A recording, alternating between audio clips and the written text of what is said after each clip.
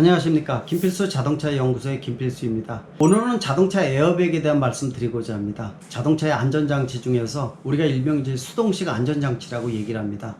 안전장치에는요, 수동식 안전장치와 능동식 안전장치가 있어요. 능동식 안전장치는 운전자가 사고를 일으키기 전에 미연에 센서라든지 이런 걸 감지를 통해서 미리 핸들을 꺾고 제동을 해서 사고를 미연에 예방하는 장치입니다. 이거는 첨단 기술이라고 볼 수가 있죠. 기존의 차에 탑재된 장치가 바로 수동식 안전장치라고 볼 수가 있죠. 우리가 일반적으로 많이 쓰고 있는 ABS라든지 에어백이라든지 안전띠가 바로 수동식 안전장치라고 볼 수가 있습니다. 이거는 사고를 미연에 방지해 주는 게 아니라 사고가 생겼을 때 부상을 경감시켜서 최소한의 탑승객의 안전을 어느 정도 확보하는 이런 기능이 바로 수동식 안전장치라고 생각하시면 좋을 것 같아요. 이 중에서 가장 핵심이 되는 것이 바로 안전띠와 에어백이라고 볼 수가 있어요. 두 가지는 실과 바늘의 관계입니다. 근데 일반 운전자분들이 착각하는 것 중에 하나가요, 내 차에는 에어백이 8개가 있어, 또 12개가 있어, 나는 안전에 대해서는 보장을 받을 수 있어, 이렇게 생각하시는 분들 굉장히 많거든요. 근데 에어백이라는 게 어떻게 보면은 좀 무식한 장치입니다.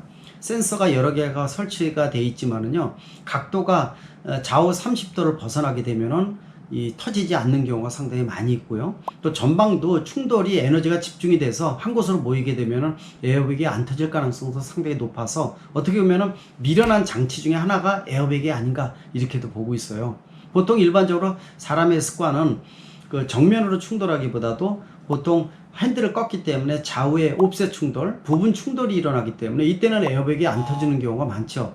그래서 어떤 사고를 보게 되면요, 에어백이 12개 있는데 차는 반파되어 있고 사람도 중상을 입었는데 이 12개 에어백 중에서 하나도 안 터지는 사고도 있었어요. 어떻게 보면은 야, 이게 말이 되느냐 이렇게 얘기를 하는데요, 실제로 보면은 에어백이 안 터질 수도 있습니다. 물론 이 부분들은 검증도 해봐야 돼요. 지금 에어백이 안 터질 때 정부에서 이거를 실제 조사에 들어가서 제품에 결함이 있었는지 검사해주는 부분들이 면밀하게 이루어지지 못하고 있습니다. 그러다 보니까 일반 소비자들이 에어백이 전개되지 않은 이유에 대해서 사고가 크게 일어났음에도 불구하고 이런 문제에 대해서 의문을 많이 제기하고 불만을 많이 갖고 있는 경우가 많이 늘어나고 있는데요. 이런 부분들은 정부가 좀 더 나서서 면밀하게 객관적으로 소비자 중심에서 확보하고 확인해주는 이러한 기능이 좀 필요하지 않나 분명히 강조할 수가 있습니다.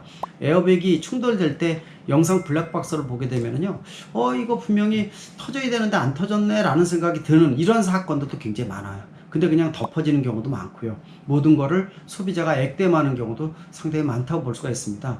따라서 에어백에 대한 부분들은요, 이런 문제들은 정부나 이런 데에서 나서서 열심히 소비자 중심으로 바뀌어야 되는 부분이지만은 일단 에어백은 상황에 따라서 터지지 않을 수 있다는 것도 냉정하게 판단하고 생각을 하시면 더 좋을 것 같아요. 또 측면 충돌이 일어났을 때는 사이드 에어백이나 커튼식 에어백이만 터지지 전방 에어백이나 무릎 에어백 같은 거는 터지지 않는다는 것도 여러분들이 알아두시면 훨씬 도움이 되지 않을까 이렇게 보고 있습니다. 그러면은 이 안전이 보장이 안 되는 일부분을 누가 보완을 해주느냐, 바로 안전벨트, 안전띠라고 생각하시면 훨씬 더 좋을 것 같아요. 안전띠와 에어백이 궁합을 맞춰서 두 개가 동시에 동작이 되어야지 제대로 기능을 발휘할 수가 있습니다. 에어백을 사용을 할 때는 그 종류가 여러 가지가 있어요. 1등급부터 이 4등급까지 4가지가 기능적으로 개발되어 왔습니다. 보통 1등급은 파워드 에어백이라고 얘기해서 터지는 압력이 조정이 안 되고 또 강력하게 터지다 보니까 이 에어백에 의해서 맞아 죽은 사람이 지난 미국 같은 경우에도 10년 단위로 보면 300명이 넘는 기간도 있었어요. 그만큼 에어백에 의해서 굉장히 충격 강도가 보호를 해주는 게 아니라 에어백에 의해서 흉기로 작용하는 이런 사례라고 볼 수가 있죠. 그게 바로 1세대 파워드 에어백입니다. 이게 진보된 게 2세대 디파워드 에어백이라고 보시면 돼요. 압력을 좀 낮춰서 터지는 정제 속도를 좀 늦춰서 충격에 의해서 사람이 사망하는 사고를 줄이고자 취한 것이 2단계 에어백이라고 보시면 될 것 같아요. 3세대 에어백은 스마트 에어백이라고 얘기를 해서요, 압력을 2단계로 조정해서 터지게끔 만들고요, 좀 더 진보된 에어백이라고 보시면 좋을 것 같아요.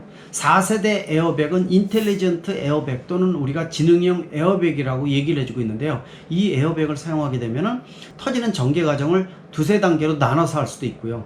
문제가 있는 경우는 에어백을 심지어 터지지 않게 할 수가 있어요. 즉 에어백이 터지면 도리어 이 탑승객의 안전에 더 치명적인 영향을 준다라고 판단하게 되면 에어백이 터지지 않는 것이죠. 이게 바로 4세대 에어백입니다.